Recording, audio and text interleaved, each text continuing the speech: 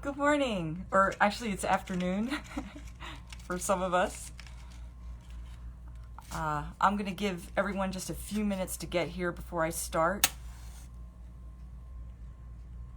I've loved this summit so far, and I hope all of you have as well.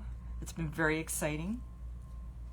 And I'm excited about sharing some spirit or soul healing practices with you from Curanderismo as well as from European folk magic. Hi Jennifer, hey Jacqueline, hi Luna. So I'm going to go ahead and just introduce myself a little bit and kind of just get started. Hey Kirsten. Let me just like this one more time. Give people a few more minutes to come here. Hey Lynn, how are you? And I just want to also thank Mario so much for organizing this. This has just been an amazing summit so far, and we're just getting started. So I'm very excited about this. Let me just... Hey Lynn, hey Latanya, hey, how are you? Hey Tamara. Okay, so this is Candle Magic Traditions for Spirit Healing, bringing the fire back with Curanderismo. I'm Marissa Lovett. I'm very happy to be here today.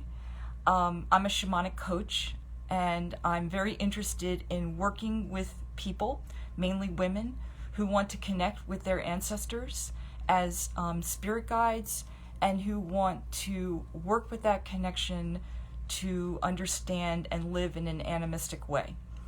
And I offer one-to-one coaching sessions, which I love doing.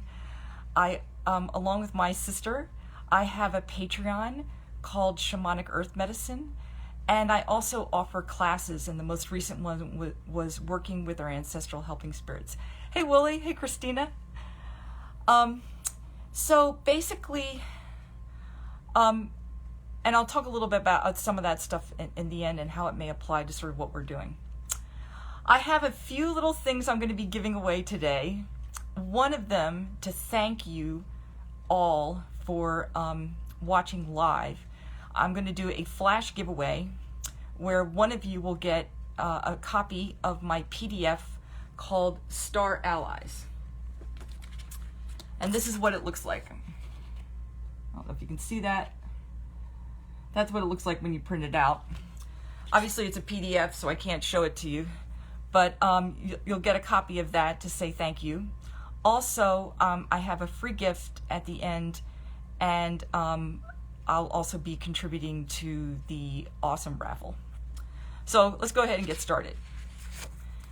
So believe it or not, candles are a big part of soul healing and spirit healing in animistic traditions around the world, folk healing traditions. And it's amazing the kinds of things that they can do. The three things that I'm going to be talking to you about today are animism and candles in divination and offerings, and also some healing work that is basically part of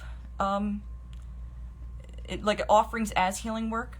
The second one is spirit healing and what they call shamanic embodiment or spirit embodiment that's done with candles. And the third is working with plant spirits and runes. That's a little bit of sort of my take on some of these traditional practices. And I'll explain to you the difference between like sort of what I'm doing and what the tradition is. So just to kind of get things started, Itzhak Beery teaches Amazon and Andean candle healing.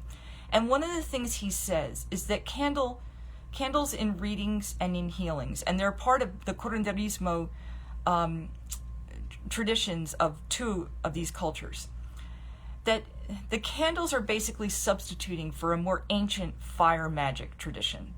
That once Europeans came along and introduced candles, that's why these things got integrated into the healing traditions. So if you look at it in one ways, the candles are helping this ancient fire ritual tradition to keep going, to survive. One of the things that these candle rituals are done is they're taught by both Mayan and Huichol traditions as a substitute for fire for people who can't do a traditional fire ceremony because of where they live. They live in an apartment, or they live in a place where they don't have access. They can't do fires because it's illegal. And so in these traditions, one of the most important ideas is that you leave some kind of offering to the candle flame to make the fire friendly. Because eventually you're going to be interacting with the fire as a conscious being.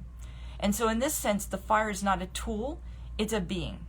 And as animists, and even as folk magic people, there's a tendency to work in this way. So this is just a little bit more exaggerated. So in order to talk about candles, we kind of have to start in the ancient world. Candles probably were created by the Egyptians.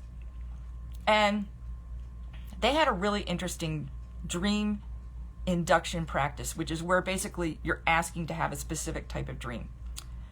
And they used like the sacred directions and candles to call a deity to them who would help them have the dream. This is like, if you Google this, you can actually like get a description of it. I've never actually tried this practice, but it sounds like a really interesting way to work. And it's basically an idea that you're going to hear a lot of in this talk, which is that the candle flame is a doorway that allows things to either be sent or deities or helping spirits to be drawn towards the person. There were also Jews who burned candles as offerings, and there was even a famous candelabra in the temple.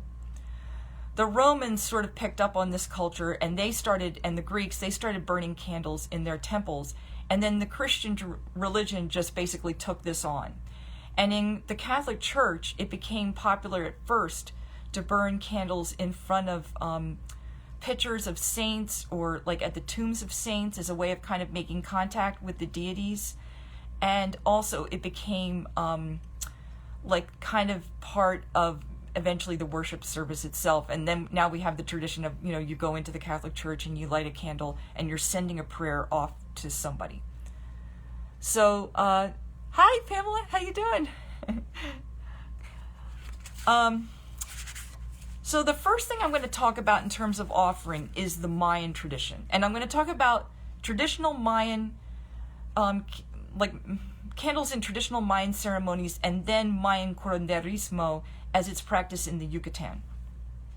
So in the traditional in the traditional Mayan sacred practices, which is like basically what is known as the sacred calendar or the Cholquín. There are offerings in some of the traditions where colored candles are used either as part of the most sacred ceremony, which is called a fire ceremony, or they're used as offerings by individuals. So this is kind of an interesting quote. The numerous white wax candles that adorn the fire ceremony altar are an offering to the Nahuales. It is said that the candles are the manjar of the Nahuales, which means a special, very tasty kind of dessert. And that's Ken Johnson, who's an initiated daykeeper. Now, I'm going to talk about the Nahuales in a minute, but there's also a second kind of candle, which is, there's a light brown beef tallow candle, which was made because it was hard to get a hold of beeswax. And this candle is sacred to the Maya because it has a substance called eats, which is like a sacred energy that oozes out of people or out of things. It's in blood, sweat. It's related to magic, and it's related to the name of the god Itzamna, if you've ever heard of that. And so